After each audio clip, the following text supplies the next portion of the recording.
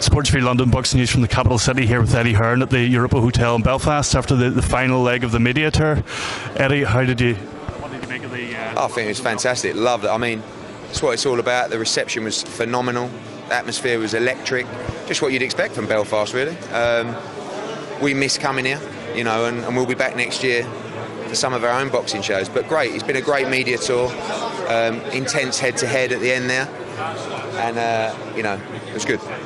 Today probably shows that it's a fight that doesn't need too much selling. Is it the hottest ticket of 2016? I think so, yeah. I mean, it's only February 2016, so, but we go on sale on 9 AM on Friday, sorry, and it's going to go very, very quickly. I mean, you know, the allocation, Scott Quigg's got 6,000 tickets just himself to sell to his own fans, and then there's another 3,000 for English fans, and then Carl's got the other 9,500. So, you know, they're going to go very, very quickly. You saw the turnout today. Everyone wants to see the fight.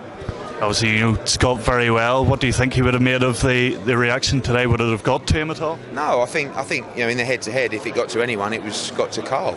You know, he was very aggressive in the head-to-head. But I think it's very difficult when you've got 400 or 500 people screaming for you not to get a little bit rattled up. Scott was. We were expecting this. I've promoted a lot of shows in Belfast.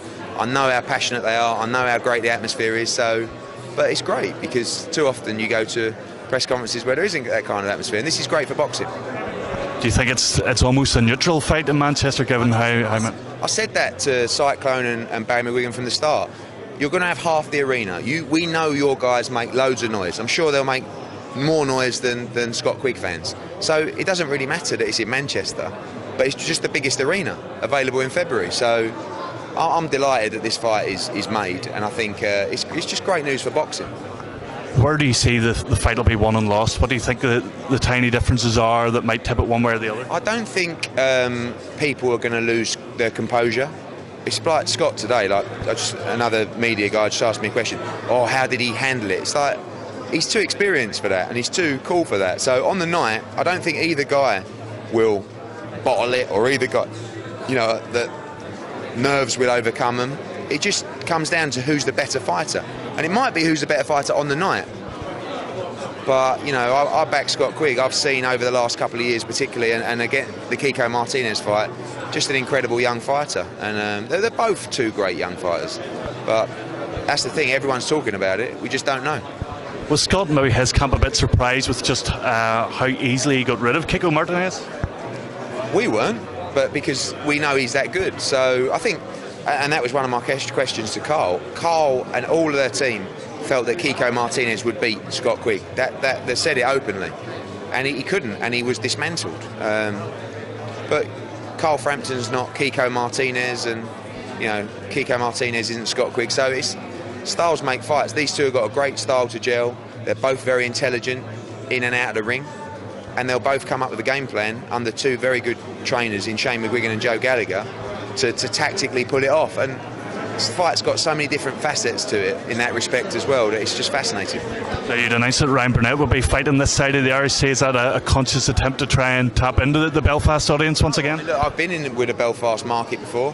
You saw from the reception today, I miss Belfast. I want to bring boxing back to Belfast and Dublin. We did one in Dublin, but you know, I think we've got Ryan Burnett now, who's a fantastic young talent.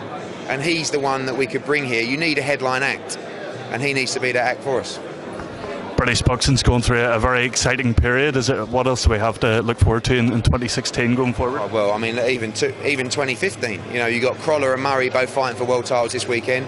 Next weekend you got Fury, Klitschko, DeGale, Bute. Then you got December 12th, Joshua White, Eubank against Spike O'Sullivan, Bellew. Yeah, who is? Look, listen to your man. Listen to your man. You have a debate with him while I'm doing this, and I'll come back to it. Yeah. So the British boxing's flying, and I'm hoping that this fight can pave the way for other big fights that we need to make. Brooke Khan, great example. You know, there's no reason why these shouldn't get made, and when they do get made, you see the response. And then just finally, Eddie, is Frampton-Quigg 2 inevitable next summer in Belfast? Only if people want to see it. If it's if it's a great fight, we had no problem coming back to do it again. If Scott Quigg knocks out Carl Frampton in a round or 2 rounds and no one wants to see it again, there's no second fight. So I get the feeling this is going to be one to remember. So Belfast in next summer could well be on the cards. Eddie, thanks very much. Cheers, mate. All right, all the best. Cheers, mate.